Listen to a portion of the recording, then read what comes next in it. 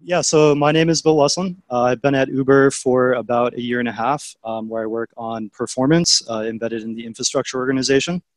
I don't think the organizers of this meetup know this, but this is actually a special group for me because it sort of led me to the work that I'm doing today. And so I found this meetup group where Ben Siegelman was talking about distributed tracing. And this was really my very first taste of what distributed tracing really is. And I was just immediately inspired. It seemed like this was really the solution to my problems. So when I went looking for my next job opportunity, I had heard about Jaeger, the open source distributed tracing offering from Uber. And so I found my way to this team and interviewed with them. And now I get to work on distributed tracing every day, and I really love the work. So without this meetup, that wouldn't have happened. So I think that's really cool. Hopefully I'm talking to my past self somewhere in the audience right now. So what we're looking at right now is the Jaeger demo application. It's called Hot Rod. And what this does is basically it will dispatch a car to deliver you flowers, to deliver you chocolates, to deliver you dessert, or to deliver you coffee. This might sound familiar. It's kind of like a simplified analog of our business. So you can see I was running it earlier today in preparation for this demo. Basically what happens is we say, okay, we want desserts, dispatching a car. This request is completed. It's arriving in 2 minutes. We had a latency of 232 milliseconds. And we can go ahead and say, order me whatever. So now we want to see what happened, right? This is the only signal that we're getting through this application. We want to see how the request was actually routed through different services, what collection of services work together to service this request, to produce an end result, right? And this is where Jaeger is really, really powerful. This is really Jaeger's bread and butter, is this sort of reconstruction of some sort of event stream. So I'm going to jump over to the Jaeger UI. For what it's worth, I'm running all of this off of the Jaeger demo application. I had not tried this until today. It took me about 10 minutes to set up. So if you want to try this on your own, really highly encourage you to go and do so. So we're going to search for traces from the front end service, and we're going to do it in the last hour. So we should only see traces that I just clicked right now, and that looks right. So here we have a front end get dispatch request. And we can see from the search page that we had 2 errors. So I'm going to collapse some of these spans.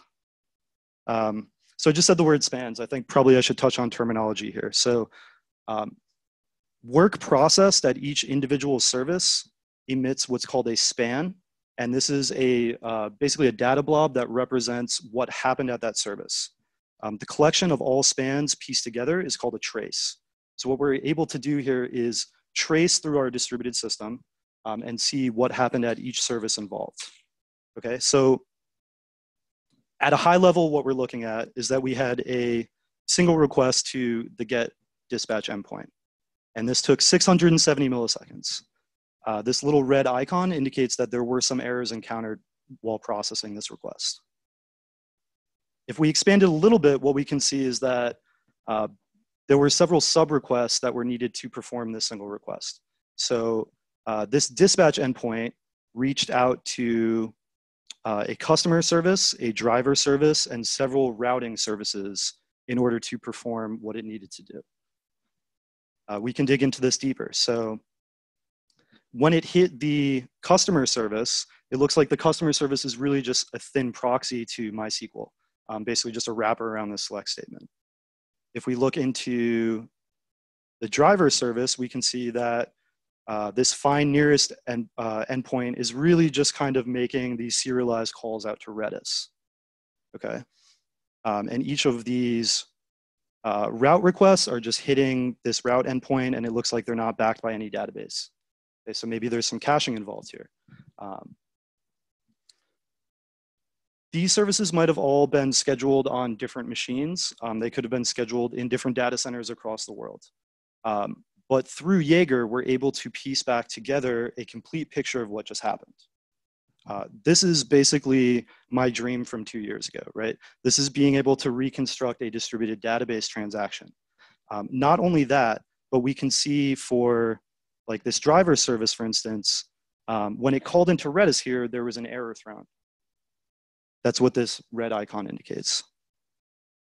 So if we look at what happened here, we actually have a log event saying that there was a timeout. If we were to collapse all of these Redis calls into the driver service, we can see that we have logs for sort of the semantic understanding of what happened at the driver service. So we had some baggage propagation with some keys and some values. This might be relevant to services downstream. We can also see that we were searching for drivers. We retried after an error. We retried after a second error. Eventually, we were successful. We were able to return the result up the stack. So this is sort of the basics of what Jaeger gives you. Jaeger is also really, really good at performance optimization for this specific kind of request. So if I mentioned that I'm on the performance team, right? So if we wanted to optimize this particular endpoint, Jaeger will tell us where we need to look. Jaeger is going to make it very clear what the critical paths are, where our efforts would be wasted and where they might be most fruitful. So looking at this graph, if we were to make a targeted optimization to the route endpoint, we would probably have pretty minor returns. Let's say that we were able to speed that up by 50%. Well, it looks like some of these calls are already happening in parallel. Maybe we could shave off on the order of 20 milliseconds from the total request time, but it doesn't really seem to be worth our effort, right? Whereas these spans at the customer service and at the driver service are probably going to be much more fruitful. So if we go and dig into these, again, we looked at customer. This is kind of a thin wrap around MySQL. It's just proxying this one request. So if we could make this MySQL request 50% faster, that would directly translate into latency improvement at the top end. Okay, so while Jaeger is really powerful for this sort of reconstruction, just orientation of what your service has done, it also is really, really great for performance optimization. So I'm going to transition a little bit. What we're looking at right here is just a single trace. We don't know if this trace is actually representative of what happens at this service all the time. If we wanted to find this particular trace, we might have difficulties finding this particular trace also, right? What we have here is just a trace. So in the performance team, what we do is we basically are monitoring the stream of Jaeger traces in real time and performing aggregation jobs to mine out details that we care about. A lot of times this is latency, a lot of times this is dependencies. Depending on the problem of the moment, whether we have certain requests, we might be doing something differently. But what we found is that aggregation of the sort of event stream of what is happening in the service architecture is a really powerful sort of lens into behavior at a holistic scale. So we teach tracing along with metrics collection and logs collection as part of our observability stack. We really believe in this tool at Uber. Part of what the performance team does is leverage these data sets to find insight for targeted engagements, but obviously that doesn't scale. So we need some way to sort of democratize access to this data set in a way that engineers can use it to serve their own purposes. So to that end, we've developed this service called XYS, stands for Examine Your Service, and it exposes some of the more useful functionality of the tracing data set back to engineers at Uber. The first tool that we have here is our dependency graph. This is an obfuscated data set, but it is based on actual data. This is one service at Uber. There are many, many like it. This is one of the smaller services. Not only that, this has been collapsed into just service level connections. This is not looking at operations or endpoints, whatever you want to call them. This is just holistic service view. We were getting a lot of requests around dependencies. You know, I'd like to make this migration. Who is the complete set of my upstream callers? Because this could be changing day to day. There are use cases here, applications for security. You might care about strongly connected services. Maybe you want to be able to migrate things between data centers. If you think about taking the entire dependency diagram of everything at Uber, you could kind of topo sort this thing and figure out what order you need to turn things on in, right? There are really just kind of endless questions that you can ask about what is going on in this microservice architecture. So that's why we developed this dependency graph tool. I'm going to show you a little bit how it works. Okay, so I've already focused on this service Shrew here. You can see that the set of upstreams that it has includes like mosquito, ram, seal, sandpiper. And you can see that this service depends on things like elephant, rattlesnake, goose. Even things like beagle here is sort of an indirect dependency because rattlesnake depends on beagle and shrew depends on rattlesnake, right? One problem with this graph, though, is that it looks like all connections are feasible, like all connections are possible, right? So maybe we say that like opossum can feed through this way and then connect out to hummingbird, but in reality, this isn't actually the case. So we need some way of looking at the holistic graph view and then filtering actual paths back out. So what we have is just a really simple filter that does regex pattern matching just on complete paths and rips them out of this graph. So let me show you what I mean. I mentioned beagle. So if we filter on beagle, now these are the set of upstreams that filter through shrew into rattlesnake into beagle. Basically, we have focused around the shrew service, and we're now asking the question, what ingress paths through shrew reach beagle? Now that this graph is a little bit more simplified, we can look at endpoints as well, and maybe change the layout a little bit. If it's not clear already, I'm not a UI designer. Okay, so now we can see that beagle is really getting hit on this glow endpoint through the service rattlesnake, which really has two operations that touch beagle, store and stay. So it kind of looks like beagle might be a database. I mean, honestly, I don't know because this is all obfuscated, so I couldn't tell you even if I wanted to. But let's try and answer that question by digging in further into this store endpoint on rattlesnake. So we can look at store. Okay, and now we see, yeah, there are a few more upstream callers through shrew. Once we just kind of focus on this rattlesnake store endpoint, we see that beagle is not the only downstream from this endpoint, that we actually have wolf watch. It looks like we have another layer behind it. So maybe this is kind of like a database indirection layer. Maybe rattlesnake does some caching. The fact that shrew attack calls into rattlesnake might indicate that it's doing some sort of hydration of a cache at shrew. These are all questions that are easily answerable by service owners who have this sort of domain knowledge. But in this way, we're able to really quickly manipulate the dependency diagrams so we can see upstream callers, we can see downstream dependencies. What we're looking at right now is just the structure of this data. But every edge, every service, every endpoint is also annotated with aggregated metrics from our sort of stream of Jaeger traces. And this is exposed through a programmatic API. So any engineer at Uber who wants to ask a question about this data set can access it through the XYS backend. So I mentioned that this aggregation is really useful. And I mentioned that we're coming at this from a performance perspective.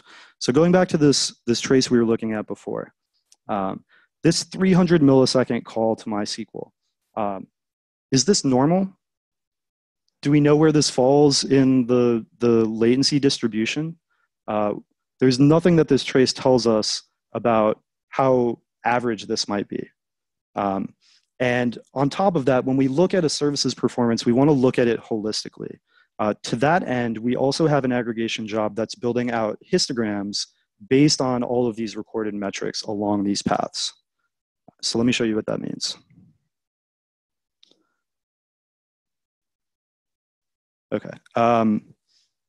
So this is a lot to look at, and it's also kind of readjusted for the screen size. But essentially what we have here is a histogram of latency distributions where the x-axis is latency numbers and the y-axis is call counts. For anyone who doesn't understand what I just said, this graph basically allows you to see what kind of performance is common and what kind of performance is uncommon, and how frequently bad performance occurs compared to good performance. For anyone who did understand what I said, the x and y axis are both modified log scale, and these numbers are totally obfuscated, so you can't really glean anything from this. But okay, so when I first look at this histogram, the immediate question that I ask myself is, what is going on with all this modality?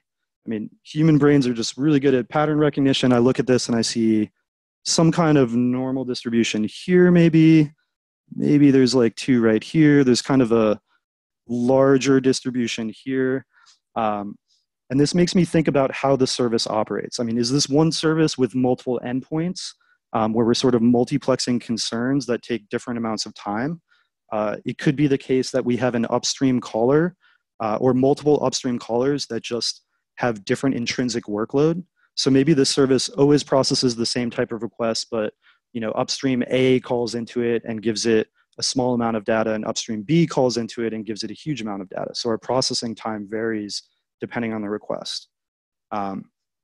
Since we're looking at this with a performance mindset, we want to be able to tease apart all of these various sources of latency.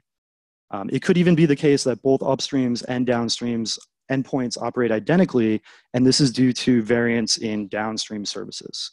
So this tool is an attempt to pick that apart. So you can see that what I was doing here is sort of brush selecting along this histogram, and that the call counts beneath it are changing. At this lower side of latency response, right around the 1 millisecond range, you can see everything is coming from this comment endpoint at true. And we do have a variety of upstreams. If I move this around, we can see that now like sweat, expand, stray, these are all endpoints that have measurements that were recorded in the latency band that I've selected. If I want to look at a particular endpoint's distribution, I can filter just on that. So you might notice there was barely any change there when I moved from all endpoints to just the comment endpoint. That means that this comment endpoint is really representative of the overall distribution. But let's look at something else like sweat. Okay, so this distribution is pretty different. So it may be the case that there is this sort of upstream intrinsic workload property that we're viewing here. So if I brush select again, we can see this is coming from mole attack, from llama attack, but it's all the sweat endpoint because this is what we've already filtered out. And if we go for mole attack, we can see the distribution is basically identical. That means that this dove attack endpoint probably didn't contribute very many samples. And this llama attack, same story. Okay, so this tool allows us to sort of tease apart where latencies are coming from, whether these are intrinsic workloads of upstreams, variable workloads, multiplexing of concerns along multiple endpoints at a given service. In this case, it seems like we really only have sort of two distributions on the sweat endpoint and on the comment endpoint. You may have noticed, however, as I've been scrolling around, this updating zero traces found button. This is really, really vital to the workflow that we use this tool at Uber. Because I'm running in demo mode, there aren't any traces found. If this was actually running in production, what this button would do is link me out to Jaeger with all of the traces whose measurements contributed to this histogram. So when I say, let's say I want a time range here, and we'll put it between, let's say, noon and 3 p.m. on Tuesday. And I care about traces that took between, say, 500 and 900 milliseconds. Now I can click this button and link out to Jaeger and get exact samples that represent what I care about. So when we're talking about diagnosing performance concerns, this is really, really useful. So I recognize that this is a Go meetup, so I'm gonna kind of pull this back to Go with sort of a case study of how this tool is useful with something that actually happened at Uber. So we had somebody come by our chat room, and he was the owner of a service that basically is doing a matching optimization step between riders and drivers. And he was seeing about 0.001% timeouts. I'm really grateful that I have the opportunity for somebody to care about a service that has 0.001% timeouts and want to do something about it. Because at our scale, that's actually significant. So this matching optimization step wasn't able to happen. And whatever the consequences of it are, he needed to fix this. So he told me, my service doesn't really do a lot. It basically gets a lot of data from downstream databases, performs minimal processing, and returns a result based on those databases. So I want to figure out which one of those databases is making me time out. Because most of the time this is working, but occasionally my service is timing out, and I'm sure it's the database. It couldn't possibly be me. Okay, so I pulled up his service, selected the tail latencies of 1 second and above, jumped out to some traces. And what we immediately saw is that all of these timeouts, all of these failed traces, he called into his databases that responded in, on the order of milliseconds. And then his service would just sit there for another couple hundred milliseconds before returning or attempting return a response, but really the upstream had already timed out. So he was totally flabbergasted because his service basically does nothing aside from synthesize these data sources and return it back up the stack. So what could possibly be happening here? At this point, we realized this is actually a performance engagement that we should pay attention to. But like I said, there is only 0.001% incident rate. So I think most of you here are probably familiar with GoTool pprof. Taking a CPU profile, taking a heap profile isn't really going to give us much insight here. So we had to resort to using GoTool trace and looking through actual traces of his service while under heavy load. And this is what that looks like. This is actually the data set used from this performance engagement. So I'm not going to explain this tool in too much detail. If you're interested in this, that's awesome. I did my job here. You should go home and research GoTool trace. But I will explain a few things. So we have heap memory along the top, and you can see this is gradually increasing until a garbage collection event occurs, which point our memory is freed back up. You can also see that there is kind of a steady, sort of fuzzy stream of Go routines, but nothing crazy here, right? And this is sort of steady state for this program. You can also see the networking lane. So basically, he's putting this under a load test. Really common pattern in Go is you spin up a Go routine to handle a network request, does some work, and then it dies off, right? So he's just spawning Go routines to handle these requests. They're coming in. We can see heap memory is increasing, garbage collection runs, it stops. Okay, so is there anything here that would indicate performance problems? Well, that's pretty interesting right there. What we saw is that this service, every 2 minutes, for 2/3 of a second, would have 100 millisecond, exactly 100 millisecond. You can actually use this to measure peak to peak here, which is pretty nice. Exactly 100 millisecond pauses. Does anyone know what was going on here? Not timed alive. Usually people are chomping at the bit to shout out CPU throttling here. Did anyone think it was CPU throttling? Yeah, it's not. This service was running on a shared platform, so you could say, maybe this is noisy neighbors, maybe this is some kind of throttling artifact. But we actually have a smoking gun here, which provides counter evidence to that idea. So if we zoom in, we can see during these silent spells where his service is doing nothing, we actually have one Go routine run. Not during this cycle, but then occasionally another Go routine runs. So this is actually metrics emission. So his service is sitting there scheduled, waiting to do work, not doing any work, and occasionally spitting out a metric saying, hey, I'm not doing any work, right? Any other ideas? It is not lock contention. So you can look at a blocking profile, right? And so we went and did that. I will say, I pointed out something when I was explaining this tool. If you look at this networking lane, if we look back here where it's running in steady state, you basically have network event, Go routine is spawned to handle that. Network event, Go routine is spawned to handle that. We don't have that at all here. And then suddenly we have this huge burst of Go routines. So it's almost as if the service is sitting there, scheduled, ready to run, doesn't know that it should be doing any work, and then just gets a huge influx of new requests. So this is actually an artifact of software networking. This service was not able to read on its file descriptors because there was nothing to be read there, because there was actually a bug in our software networking stack that proxies requests between services. Just to bring this all back together, here we have this service owner who's trying to deal with this very, very rare event. He thinks that it's the database's fault. Without Jaeger data, he cannot find out that it isn't the database's fault, right? Without XYS, he isn't able to get to the traces he cares about to reach that conclusion. Without the amazing Go tooling that we have, we aren't able to see that this isn't even an effect at his service, that we should be looking elsewhere on the stack. And if his service did not have the very specific timeout that it had, then we would not have even seen this as a problem with timeouts. And this software networking bug could have gone unnoticed for who knows how long.